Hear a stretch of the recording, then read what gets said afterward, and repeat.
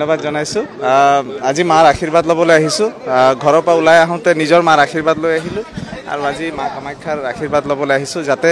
যি গুৰু দায়িত্ব পাবলৈ গৈ আছো সেই গুৰু দায়িত্ব যাতে আন্তৰিকতাৰে নিষ্ঠাৰে আৰু সততাৰে যাতে মই পালন কৰি যাব পাৰোঁ তাৰ কাৰণে আজি মাৰ আশীৰ্বাদ ল'বলৈ আহিছো অসমবাসী ৰাইজৰ যাতে ভালদৰে মই সেৱা কৰিব পাৰোঁ জনগণৰ যাতে কাম কৰিব পাৰোঁ তাৰ কাৰণে আজি মাৰ চৰণত আশীৰ্বাদ ল'লো ইমানে আৰু চক আমি হলো ভাৰতীয় জনতা পাৰ্টিৰ একজন কাৰ্যকৰ্তা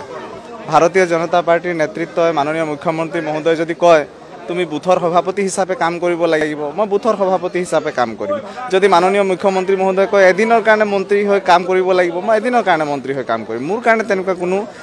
নিজস্ব বুলিবলৈ একো নাই যে মই ছমাহ এবছৰ